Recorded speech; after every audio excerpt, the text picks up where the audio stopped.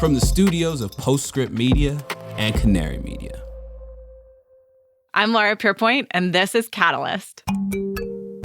You have those early adopters that are paying the bill and that are getting scale up and helping manufacturers to wring cost out. And that's what has given you an EV battery. And my hypothesis is the same thing is going to give you a grid battery. Lithium-ion batteries are taking over the world. In the 90s, it was your camcorder and your boombox. Now it's your phone and your electric vehicle, and even in some cases, in your house. So, are we there yet? Can we scale batteries so that they meaningfully reduce greenhouse gas emissions? It seems like we may be close with EV batteries, but we're nowhere near as close with grid storage technologies. What's it going to take to get there?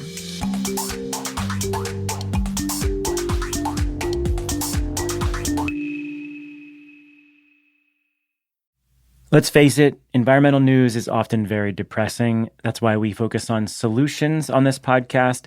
But still, the climate crisis looms large. Rising temperatures, mounting pollution, environmental degradation, they're all warping the planet. And for a lot of species, including us, things don't always look so great. But the story doesn't end there.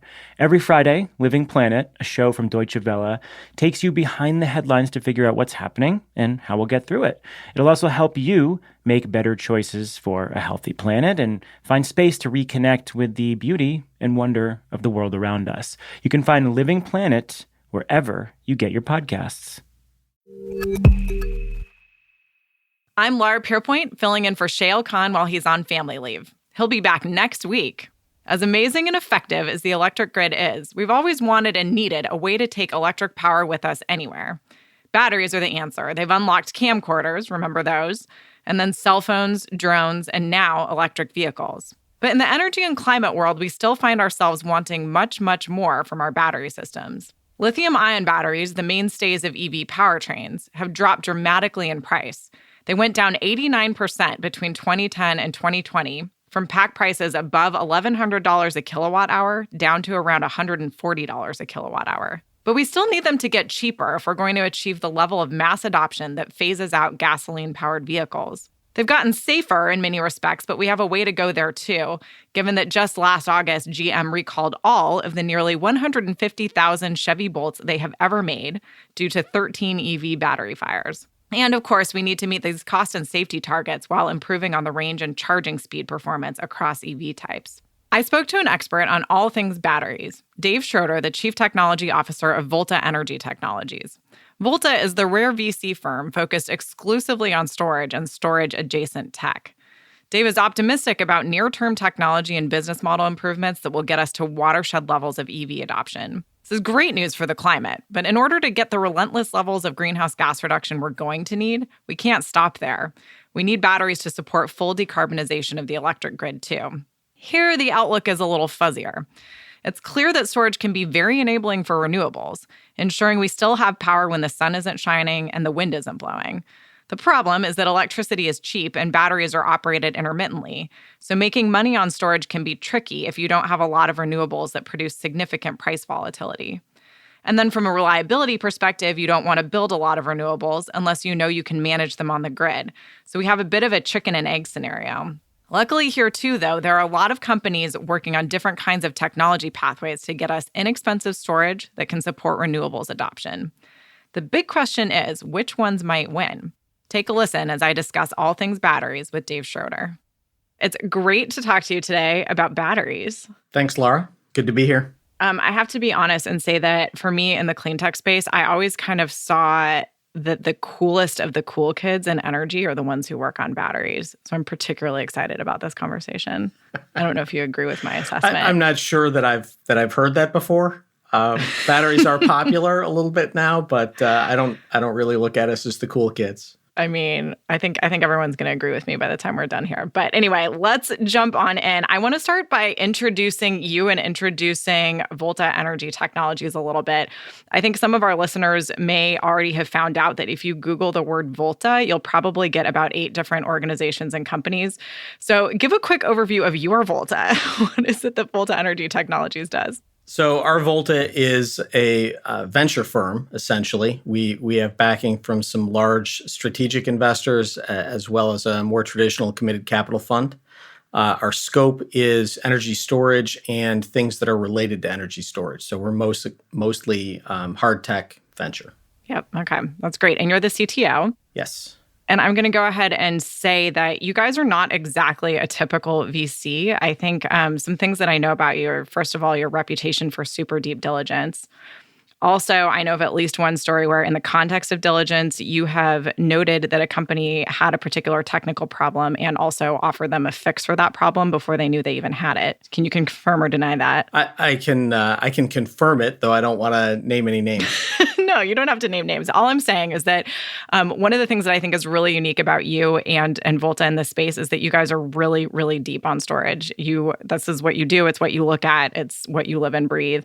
And I think that's one reason that this is going to be a really interesting conversation for folks to listen to. Great. So without further ado, let's talk batteries. Now, batteries do all kinds of cool things, everything from flashlights to obviously a lot of things that are really key for the clean tech revolution. But today we're going to focus in on two pieces of this. One is kind of one of the near-term happening now investable opportunities around electric vehicles and EV batteries. And then we'll get into grid scale storage, which is one of my favorite topics. But let's start with EVs and let's start with some level setting. So where are we now with electric vehicle batteries? Well, I think we're at the point where they're good enough to be at an inflection point for market adoption. So what I mean by that is market share globally for EVs doubled last year. It's up to around 9%, which is, not huge, but it seems like it's really starting to take off. I don't know that means that it meets everyone's needs, but at least it meets the needs of a decent sized segment. Now, that is a huge statement because I don't think we were there even, say, like 10 or 15 years ago. Is that right? No, primarily because of cost. But Right. it's there now. Okay, well, so we'll get into cost in a second, but first let's talk about battery performance a bit because I think one of the big differences with batteries now and batteries not even that long ago is how much range they have. So this is a really important thing to customers. Where are we in terms of getting the range that we actually need for the full variety of applications we're going to require for EVs? I guess I'm going to take the answer that's not popular for a clean tech guy and say we're not there yet. Mm-hmm. It kind of brings up one of my least favorite phrases in the battery world, which is range anxiety. In my view, this is a term that should never, ever be used. It needs to just leave the vocabulary. Just as an analogy, if you won't buy a motorcycle because you have to move lumber on a fairly regular basis as your only vehicle, no one tells you you have lumber anxiety. So I think it really should be looked at as a product deficiency and not as a customer deficiency. I don't think that's helpful. I don't think it's helpful to people who want EV adoption to happen. So anyway, yes, I think there's a shortfall in range. I think consumers don't buy vehicles that meet their needs most of the time, or even 90% of the time. They buy a vehicle that meets nearly 100% of their needs. So if we want 100% EV adoption, then products and infrastructure have to be there to enable that. Got it. So basically we need more range, but we shouldn't be anxious about it, or at least we shouldn't label it an anxiety. I think that's right. I mean, I'm not really talking here about the gap between 200 or 300 miles that a lot of EVs have now for range and, like a 400-mile range that might be an internal combustion engine range. Closing that part of the gap, I think, would be helpful, especially to, people with longer commutes, people in rural environments. But I don't think that really solves it. I think you have to have fast charging capability and the infrastructure for that to really enable the, longer trip to go visit family, coast to coast sort of travel. To have those things happen, you need more than just a couple hundred extra miles. Right. Well, so let's dive into exactly that question, because I think there's a bit of kind of a dichotomy here, right? When you start talking about charge rates, because theoretically, if you have batteries that can't go very far, it doesn't matter as much if you can charge them really fast and if there's a lot of charging available. So can you talk a little bit about kind of how charge rate and range play off on each other, and where are we with respect to charge rates in terms of battery technologies? So there are battery technologies that already enable really high charge rates, but usually you're trading off energy density. So you're trading off the ability to make the battery small enough to fit in the vehicle. You're also trading off cycle life in many cases, maybe not all cases, and cost. Right. So all of those things exist. You can get batteries that that can charge at 10C or even faster. So 10C would be 10 times its full capacity in an hour. So that would be, a 6-minute 0 to 100% state of charge. And just to calibrate, where are we with kind of traditional electric vehicle charging today? Closer to 1. Mm-hmm. So closer to an hour and even slower, maybe that rate, but between, 0 and 80% or 0 and 70%, and then slower from there. So, and, if you have a 100 kilowatt hour battery, charging that in 6 minutes is a big number, right? That's, megawatt charging. Right. But you would argue potentially that that's kind of where we have to go, right? Because it takes you, about 5 minutes to fill up your gas tank. And right now it's taking a lot of people upwards of half an hour to fully charge or even, 80% charge their EVs. So there's some room for us to grow on this one, right? Yeah, correct. I think that is where we have to go. We have to get to a point where we have megawatt charging capability. Okay. Maybe not for everyday use. If you can charge at home, I think that's fine. Overnight, is a slow charge rate. But for longer trips, you need faster. You're still going to need fast charging for sure, at least to some degree, if not to a very large degree, to also solve the problem for folks who don't actually have access to at-home charging, right? Correct. So from, an emerging technology standpoint, silicon anodes are a thing. So silicon on the negative electrode instead of, I guess, maybe just talk about the classical lithium ion is graphite versus lithium cobalt oxide. So that's what's in your cell phone now and has been in your cell phone the whole time you've had one, probably. So that hasn't moved that much. But in the fast charge space, silicon anodes replacing graphite have some promise for that. There are other materials. There's a company called Niobolt. We are not an investor in Niobolt today, but niobium tungsten oxide. There are other materials that enable potentially significantly faster charge rates than graphite. And how do they actually do that? Like, what is it about silicon that enables faster charging than traditional lithium ion? So there are a couple of limiting factors for traditional lithium ion. One of them is that the potential where lithium goes into graphite is really close to the potential where lithium will plate as a metal. And lithium plating as a metal in those chemistries is very bad. The best case scenario is you plate a little bit of lithium, it reacts with the solvent, that lithium is now gone, the solvent is now gone, so you've degraded the capacity of the battery. And anytime you do that, so if you push harder, basically to charge faster, you will end up with some lithium plating if you push too hard. The more severe version of that is that lithium metal actually forms a dendrite that connects the negative electrode to the positive electrode, and then you have catastrophic failure in the form of fire. Okay, well, that gets us into a whole other topic here, right? So we've got, all right, we need to do a little bit better with respect to range. We need to do somewhere between a little and a lot better with respect to charge rates. You mentioned capacity fade, so that's something that we need to be wary of as we're solving these other problems.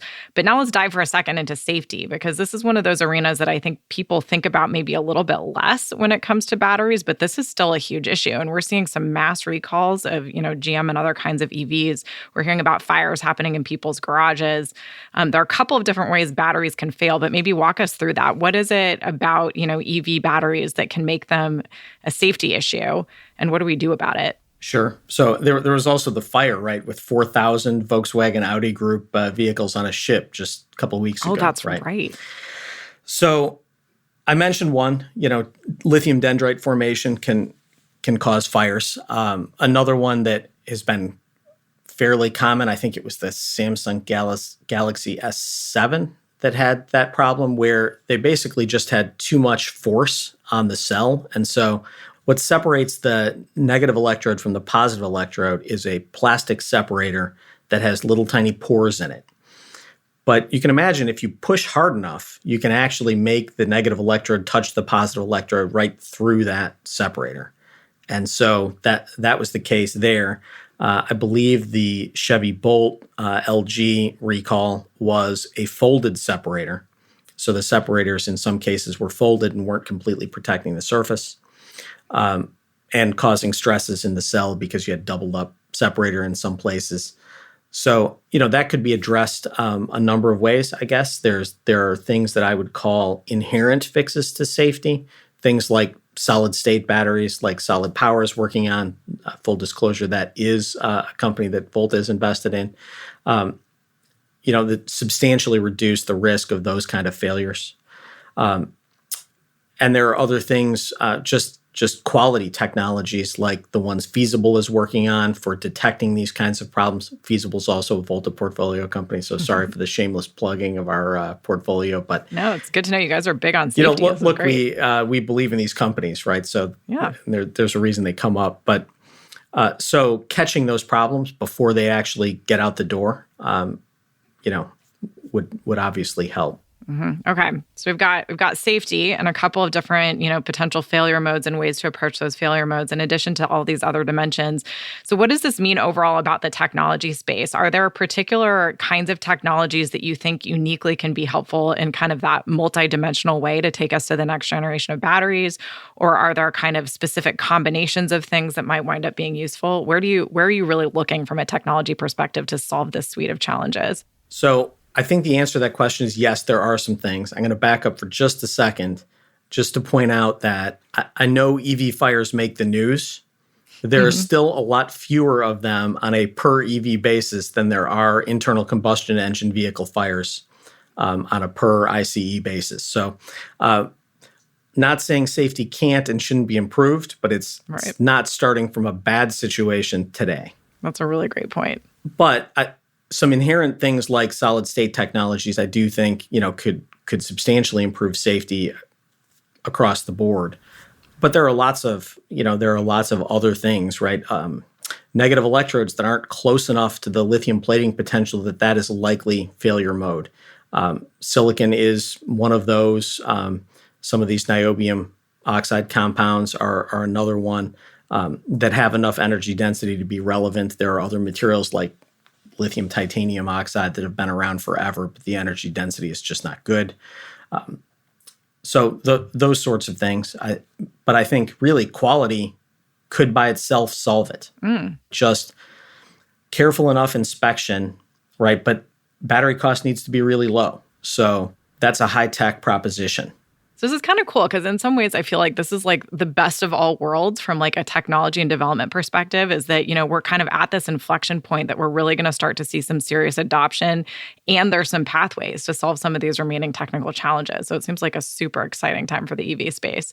But there's one other little thing that, comes up occasionally in these conversations, and that is the cost. So of course, batteries are a big percentage of the cost of electric vehicles. And ultimately, if we're going to really get where we need to go from a greenhouse gas emissions perspective, everybody needs to be driving an EV. So what is it going to take to get the cost down? I mean, are these technology developments we're talking about going to be really expensive? Or do you also see a way that we can simultaneously really get to cost reduction at the same time that we're improving performance? Okay, so let's talk about one performance attribute that generally also decreases cost. So if you have high energy density materials, it usually means that you're actually making less battery, right? So your manufacturing cost tends to drop along with that. Materials like silicon are not inherently expensive ones and generally have high energy density and high rate performance. So that's a challenging field. People have been working at it for a long time, but I think we're getting close to where some of these silicon-dominant anode materials will start to become prevalent. So that's one place where you could get performance and get cost. I think there are lots of other little ways that will help to improve cost. There are companies out there working on dramatically lower cost processing for cathode materials. 6K comes to mind. Yes, another Volta portfolio company there. So cost reductions, the cathode is the biggest single expense in the battery. So dropping its cost is meaningful. The ability to recycle. There's a bunch of activity in that space, and being able to use recycled lithium, recycled nickel, cobalt, all of it is also cost reduction. And some of the quality things that I said I think are needed to improve safety also have the potential to improve cost. If you can catch quality problems at the beginning of the line or where they happen, rather than making some 10% scrap, you save cost. So I think there are a lot of little ways that you can drive cost out of the equation. Things that reduce the energy associated with drying of electrodes, reduces the footprint for emissions in the manufacturing process. It also reduces cost. Functional materials that act as both binders and conductivity additives, which are present in the electrodes of lithium-ion batteries, right? Replacing two materials with one material generally gets you a little more energy density, also gets the cost down. So I think it's a combination of all of these different little innovations that ultimately drive it.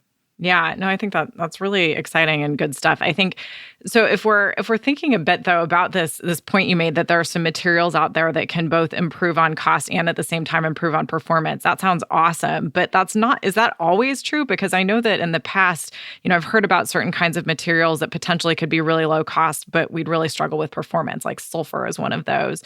And similarly, there are materials out there that seem to really improve performance, like cobalt, but come with a lot of challenges when it comes to supply chain issues and things like that. So how should folks be thinking about the future of the battery space? Are there going to be some tough trade-offs we're going to have to make at various points? Or do you really think there's a big enough suite of materials that can really hit that sweet spot of, actually improving on cost and performance simultaneously? Yeah, so I don't want to gloss over the technical challenges at all, right? Silicon is very difficult. It's a great material because it has a huge capacity for lithium, and that's what drives the energy density up.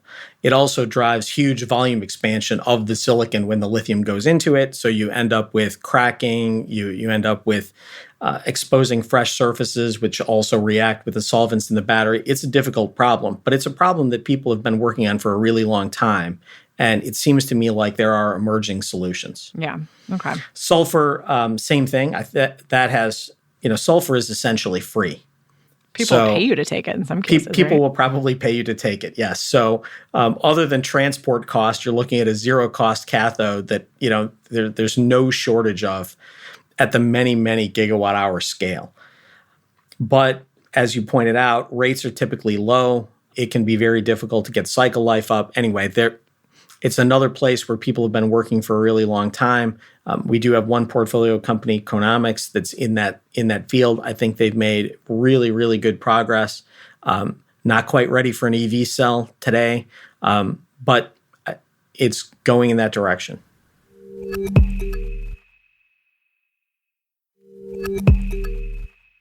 So we've been talking so far about kind of EVs as one sort of big class of things, but the truth is that there are EVs and there are EVs, right? We've got passenger EVs, and obviously we've seen a lot of change in that space and a lot of adoption recently. And as you say, we're kind of getting to some inflection points. But there are fleet vehicles, there's long haul trucking, there's the difference between what it means to be kind of a family owner of a passenger car versus someone who's actually working for a ride sharing service. So to what extent do you think there are going to be lots of different battery solutions to kind of, provide services to all these different transport applications? And to what extent do you think we'll have like just a small number of types of batteries that can actually do a huge range of things? So I definitely am not a believer in a single holy grail of batteries that solves all problems. I think it's going to be a number of solutions to solve different application cases. And so you could certainly imagine a city EV that really doesn't do highway driving, doesn't really need 400 miles of range, doesn't probably need 200 miles of range. What it needs is the ability to charge really fast and have a really long cycle life so that it can survive a lot of those charge-discharge cycles.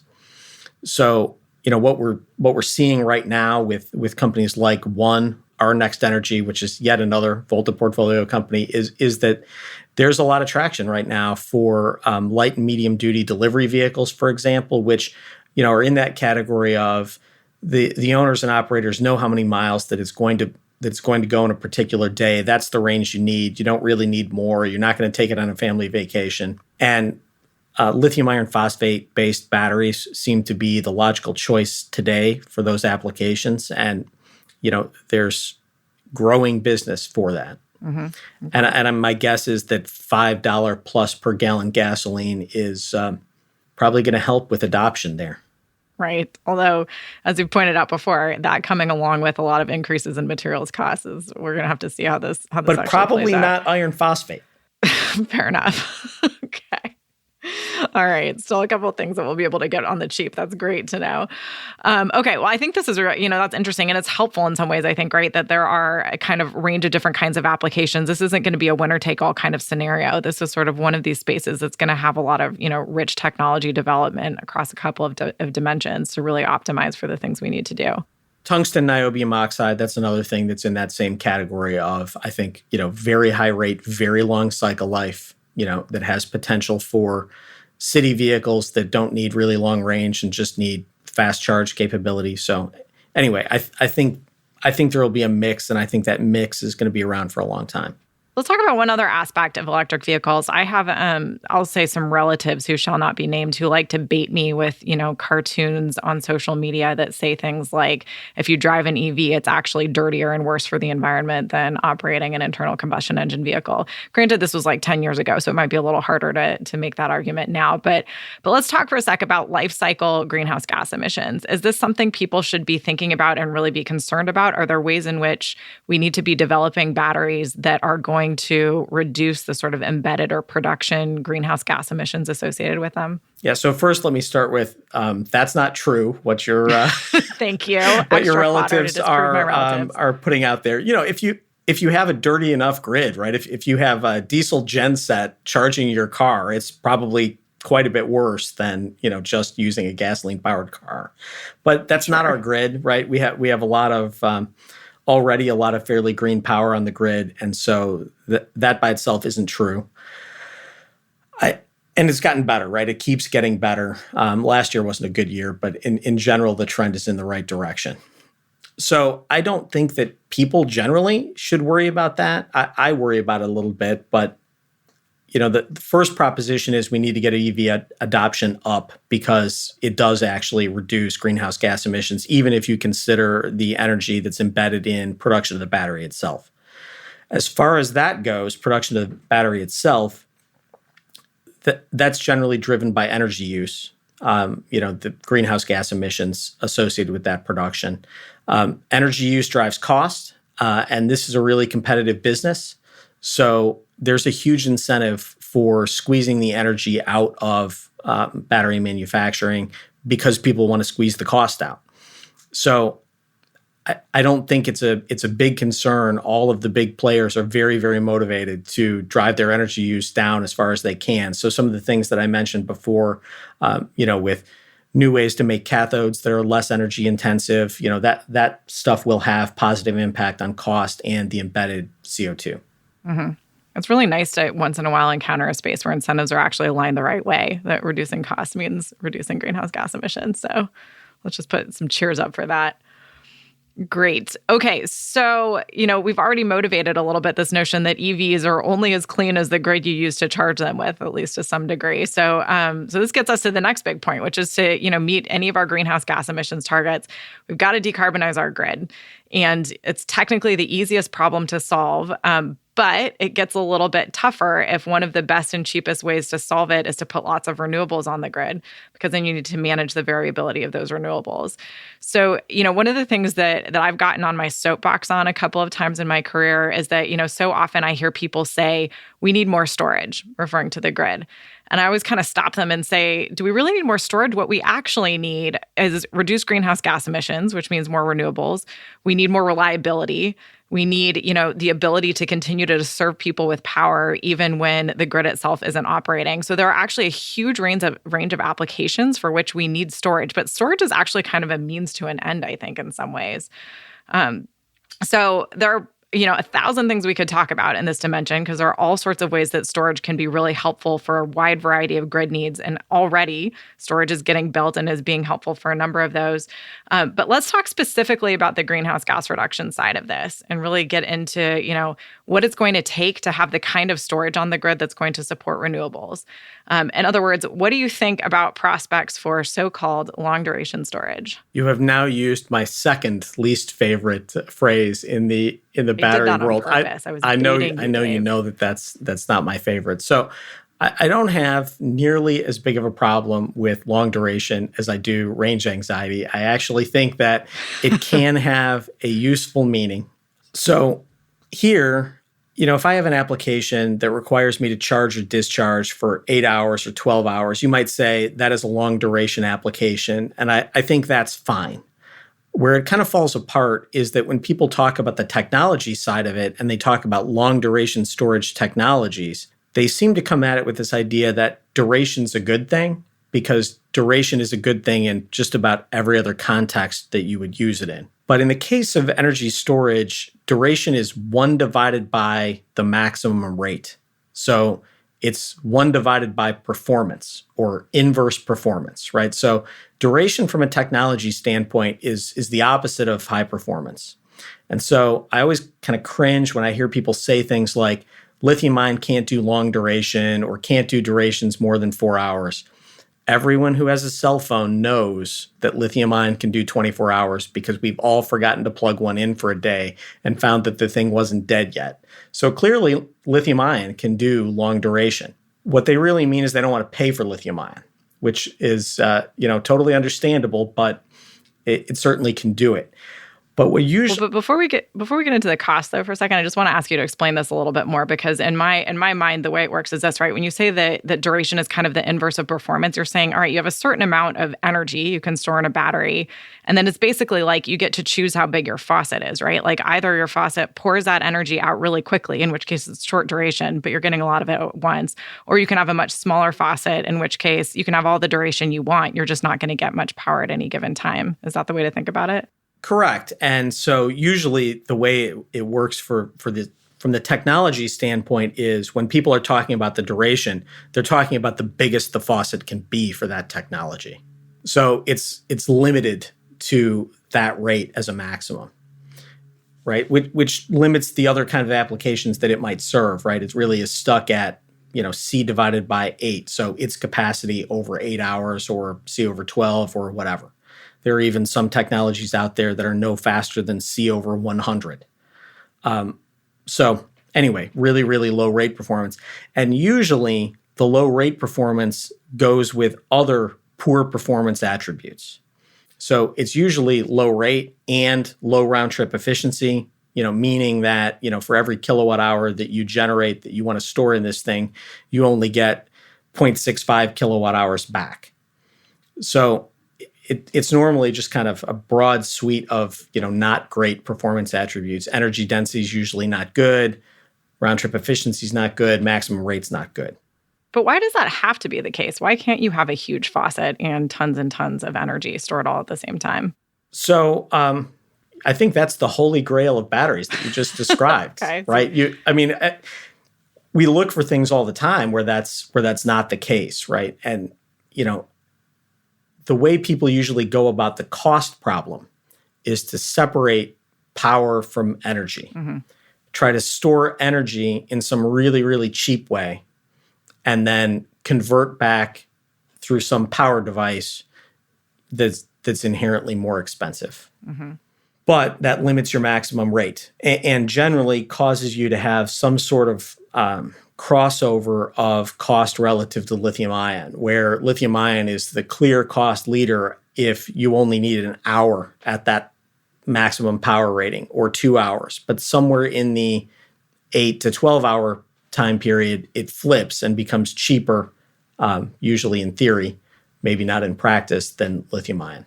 So it seems like this is a space where kind of unlike in EVs, we're just sort of unlucky that there aren't kind of those sweet spot technologies that can manage both a huge amount of energy and a huge amount of power all at once, at least given this other constraint which we're introducing now, which is cost, right? Well, right. And that's the problem. Cost is the problem in this space. There are certainly technologies, right? You could make flow batteries or some of the other technologies that are out there. You could make them perform at a much higher rate. It would just be at a much higher cost. Mm-hmm. And so you're making that trade-off. Right.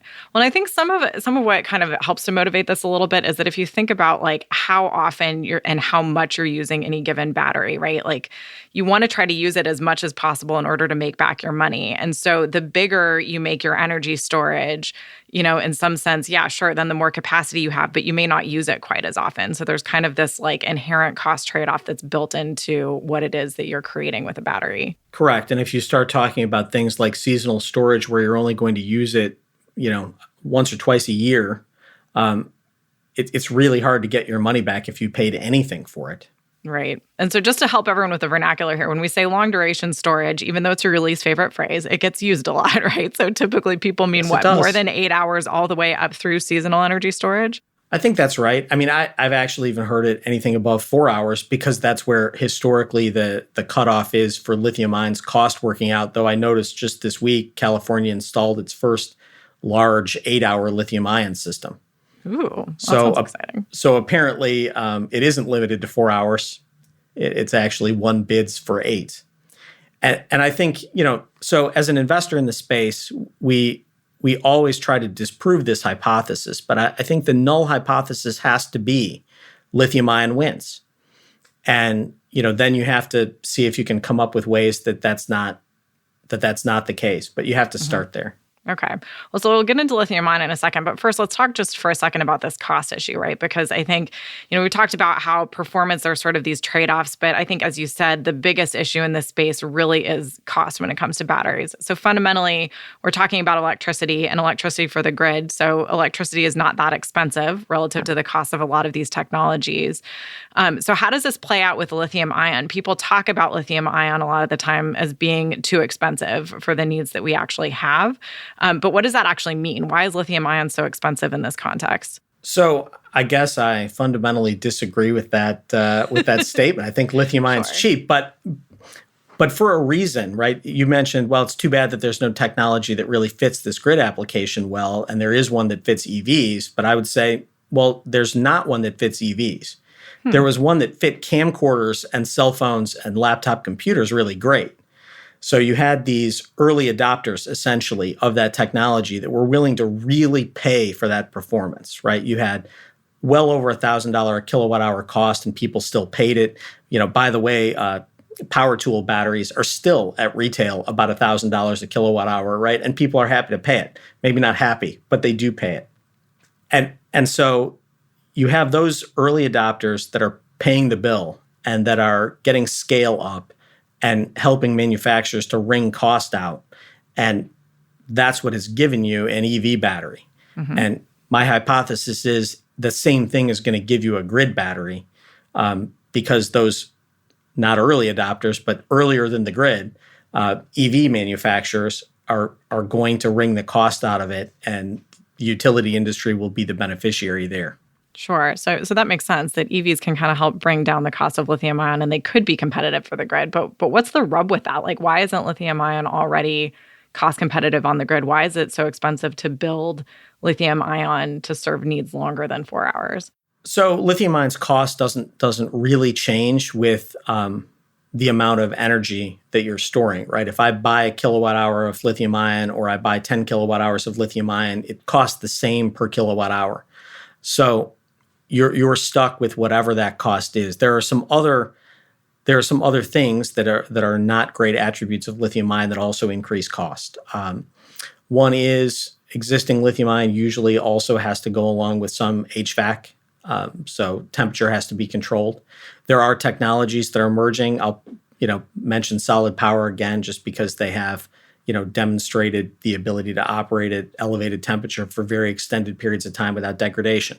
So things like that are really being done for EVs might ultimately benefit the grid as far as part of the cost of lithium ion. Got it. So okay.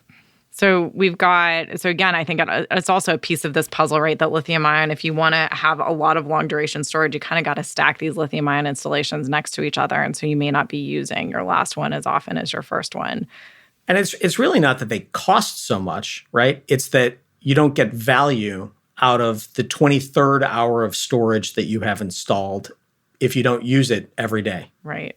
So, okay. So this is a tricky issue. And given the kind of, structure of lithium ion, that's going to be something that we'll have to grapple with, even though there are some reasons that it could come down in cost related, certainly to, EVs being a place to kind of help be a cost reduction mechanism. But there are a lot of other technologies out there that people are looking at that could potentially address this sort of, set of grid challenges. So let's talk about some of those. Flow batteries are one that come to mind, pretty immediately. So explain what a flow battery is and why it's different and potentially solves some problems associated with lithium ion, but not necessarily all of them when it comes to cost? Sure. So this is one where you would get some sort of scaling, where your cost for more energy or more time, if you want to think about it that way, for a long duration application, it isn't linear. And the reason it's not is because the idea of a flow battery is that you have tanks where you are storing the energy in some chemicals, and then and those chemicals should be very low cost, so that the cost of the energy you're storing is low. So you could think of that like a gas tank for a gasoline-powered car, right? The bigger the gas tank is, the more energy you're storing, and the bigger the engine is, the more power you could get out of it. And really, doubling the size of your gas tank wouldn't be very expensive, right? Doubling the power output of your engine is expensive. So if you really don't need anything more than C/12 performance, you can have a very small power stack, and you have big tanks, and it takes 12 hours to convert that energy back into electricity. So that's the basic idea of flow batteries. There's approximately one flow battery technology for every element in the periodic table. More than that for carbon. There's lots of carbon-based technologies that are out there. Generally, they have round-trip AC to AC efficiency in the 65% range, which I don't know if that sounds good or bad to you. Lithium-ion's probably in the low 80s because of the HVAC load and other things. And usually you get something that looks like lithium-ion costs when you're getting around 8 to 10 hours. Okay. So potentially kind of cost competitive, but as you say, it sounds like flow batteries will have a harder time finding other applications outside of the grid where they can really come down the cost curve. They sort of need to scale within grid applications. Is that right? Correct, and that's really the problem. What you're looking for the grid for these grid applications, you're not looking for some great performance that there is an early adopter who would want to pay for that performance. Mm-hmm. The differentiated thing you're looking for is cost. Sure. Okay. Although I will say, Dave, I'm going to hold you to this. I'm going to start looking for a uranium flow battery because we'll hit the singularity once we get one of those. I'm pretty sure. Okay. I'm pretty sure there are some nuclear watch batteries. I've seen that pitched. So I wouldn't be surprised if you can find it. And awesome. Look, if I sound really negative on flow batteries, I'm just reflecting what we've seen to this point. But the reason we've seen so much of it is that we keep looking. Sure. Right. I have not accepted the null hypothesis that lithium ion wins. It is the null hypothesis, but we work very hard to try to disprove it. Well, sure. And what you said, I think really should carry some weight with folks, right? That this is the unique situation where you get to choose the size of your bathtub independently from the size of your faucet, which is actually a pretty cool thing, particularly for grid storage. So there may be interesting things here yet. There are other features of flow batteries that are that might be attractive to utilities or others. In general, they will not burn. That's a big plus. It's a big plus, mm-hmm. right? So unlike a lithium-ion facility, they don't really need HVAC for the most part. So there are some advantages. Awesome. Okay, well, let's talk about thermal energy storage because this is another sort of way that you could get at the storage challenge. And again, sounds really exciting, right? You have some really cheap materials that can store heat. One of the things that always fascinated me about thermal storage applications is then you can pick, right? You can either take this heat and use it directly and maybe help decarbonize an industrial process, or you can use the heat to generate electricity. So what's going on in the thermal storage world, and what do you think it might take for thermal storage to get competitive with lithium ion for some of these grid applications? So if we're talking about lithium ion, really we're talking about thermal to electric storage, right? More than heat stored to be used as heat. Fair enough. So we've looked at some of those. So not really a battery, but definitely competes for the same application space that lithium ion and flow batteries would. So there you're using electricity to run a heat pump, and you're creating a hot and cold reservoir. That could be it could be molten salt. It could be hot rocks and ice, or a glycol slush, basically, or it could be hot rocks and ambient conditions. Then you run the heat pump in the other direction to get the electricity back, and in a lot of ways, very analogous to the flow battery. If I want more hot rocks, I can store more energy, and hot rocks are cheap, or at least they're cheap before they're hot. And the size of power that I have is driven by that heat pump, that engine, basically. Wait, I can't quite let you get away with that, Dave. What do you mean by they're cheap before they're hot? I think, Well, you. oh, I see what you mean. But you need them to have the kind of performance that they can get hot and cool down, and that's a little bit more than just buying a cold rack. Correct. But still, that the storage part of it is cheap. It's the conversion part of it that's expensive. So in that way, it's the same as a flow battery. And unfortunately, at least from what I've seen, round trip efficiency kind of looks like flow battery round trip efficiency. And where the crossover with lithium ion costs, in that 8 to 10 hour range kind of looks similar too. Obviously, some advantages, the same as flow batteries. You don't really have to worry about risk of fire. You don't have the same material set that you do in lithium ion, right? So you're not worried about the same nickel, cobalt, lithium sort of supply chain. So there are some advantages there. Similar also to flow batteries, I said there's one of those for every element in the periodic table. There's a thermal storage for every thermodynamic cycle, or maybe more than one for every thermodynamic cycle. And actually, from an investment standpoint, this creates a pretty significant problem. How do you pick, even if you want to pursue a portfolio strategy, how do you pick 2 or 3 technologies out of this sea of technologies?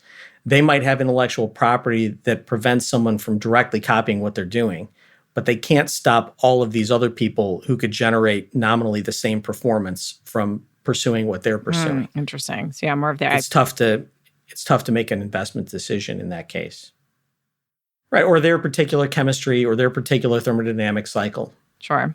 But one thing about this, I did mention, well, so obviously, being competitive with lithium ion for thermal energy storage, there's some things that you're going to have to do. But do you think it is interesting that there is kind of this flexibility associated with this kind of storage that you could, with some added complexity, but also potentially with some financial benefits, even toggle between electricity production and heat production for specific applications? Do you think that makes this space more interesting, or is that not something that really factors with you guys when you're looking at it? With the right partners, potentially, yes. Okay, fair enough. All right, let's talk about... And actually, as long as we're on that topic, there are also flow batteries where, one side is hydrogen. And so if you have, use for that hydrogen, or that hydrogen is, that side of the flow battery is connected to some other hydrogen infrastructure, you might squeeze more cost out that way. Interesting. As flexible energy carriers go, hydrogen's a pretty interesting one, but that's a whole topic for another time. Coming back to batteries really quickly, we used to joke when I was in graduate school that we just needed to find a better way to get rocks up a hill and then get them back down again. And I am therefore surprised to see there's some companies that are legitimately doing this and potentially doing it well. So tell us how excited you are or aren't about basically energy storage companies that lift really heavy bricks or rocks off the ground and then set them back down again. Right. It's like pumped hydro, except for places that don't have mountains. Exactly. So look, pumped hydro, it's hard to argue with pumped hydro, right? It works really well in places where it works. And so, it could work here too. So Volta has invested in Energy Vault, and, I believe that they have a reasonable shot. And the reason that, I think this is at least a case where potentially you disprove the hypothesis that lithium ion wins is it looks to me like they have a real shot at 4-hour applications, at least in cases where, the size of the overall installation is very large, right? Many megawatts. I think they have a play there, but you can get good round trip efficiency. You're basically just using electric elevators to raise and lower cement blocks. And so, that's a well-known technology, and it can be pretty efficient. And they also have some ability to incorporate things into the concrete block that they might be able to get paid to take. Waste piles from coal plants, ground up blades of windmill turbines, other waste products. They don't need actually really high quality concrete for this application, right? They're very big blocks. The stresses aren't that large. I feel like that's really next level, that they're already thinking about supporting the life cycle of repowered wind farms. But and they are, and they have a good pipeline, and that's pretty amazing. Okay, so we've got a pretty cool collection of technologies in the space of kind of grid supportive, storage that really helps us get a lot more renewables on the grid. So just to kind of conclude with talking about what it's going to take to get us where we're going, and we've really already kind of discussed this, that one of the reasons lithium ion is actually exciting is that even though it's got some technology limitations, fundamentally you've got this whole other application space with EVs to help it come down a cost curve. So for a lot of these other technologies, there really may not be that same thing. To some degree, the extent to which you can scale them and invest in them, which of course are sort of chicken or egg applications of the same challenge here, it's going to depend on how many applications there are. Like, where is it that the grid actually needs that kind of storage? Where can you make money on it? How often is that happening? That's going to require there to be high renewables penetration, but you aren't going to get high renewables penetration unless you're convinced you can solve some of these problems.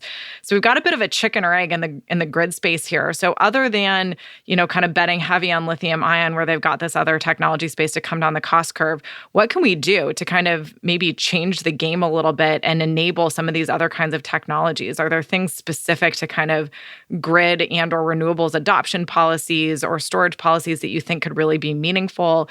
Are there other application spaces we haven't really thought about besides the grid that might be relevant for some of these thermal or flow or, other kinds of technologies? What do you think we can do about this, if anything? Well, I think I know what you're going to say about this, but I'll start with, one of the things that's happening as transportation electrifies is the grid and transportation are becoming much more connected than they were, right? And so we are inherently going to be putting huge amounts of lithium ion on the grid in the form of, EVs. And so I think, at least for demand response, there's something there, right? There's some offset that, to other storage that would be needed, that won't be needed because EVs are going to be all grid connected. I don't think that solves long periods of no wind, no solar, but it certainly has to help for lots of things. As far as, how do you incentivize the development of these other technologies, I guess I think it will happen or it won't, meaning maybe lithium ion wins. And that's not necessarily the worst possible outcome. Or maybe things like Energy Vault that, seem like weird ideas. We're going to pick up concrete blocks and we're going to set the blocks down again. If that stuff takes off, then maybe those are the right solutions. Okay, so you're taking a wait and see. Let's see how these things compete and what happens. I am, but I do think there's a lot that we could do to sort of facilitate EV adoption, right? I mean, the amount of infrastructure that's needed to support fast charge is huge.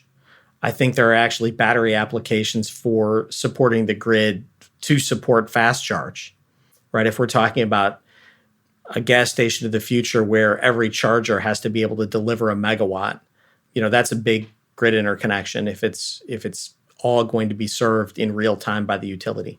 Right. No, and that's a great point, is that I think the same is true on the grid side, right? That if we can send much clearer signals about how far and how fast we're going to push renewables integration, then hopefully that can really be a big help to these companies, that it'll start to become clearer, how much more this space is going to require the kind of storage they can offer. Okay, I want to conclude by turning you loose and just saying, in general, like taking a big step back, what excites you the most about this space? What technology, what business model, what are the things that you're really intrigued at? What are you looking at these days? What are you most excited about? Well, I'm excited about the fact that we have actually reached that market inflection point, right? That's huge. I don't know exactly how far it'll get us in terms of, overall EV penetration. It's hard to know right now. But in the battery space, I think there's a bunch of things. Some of them I've already mentioned. I think that solid state technologies in batteries could be really disruptive. High power, high charge rate technologies, extreme low cost materials like sulfur cathodes. If that problem can be solved, it's a game changer, right? It's not lithium ion at $39; it's $20 or something. Those things could all be huge. I think the others are more incremental, but still very important. Things that drive manufacturing cost upstream in the process itself. I think all of that cost will drive EV adoption. So I think that's all a big deal. But it's not just batteries, I guess I would say also. I think, or even energy storage itself. As all of those costs come down, there are other things that become really important.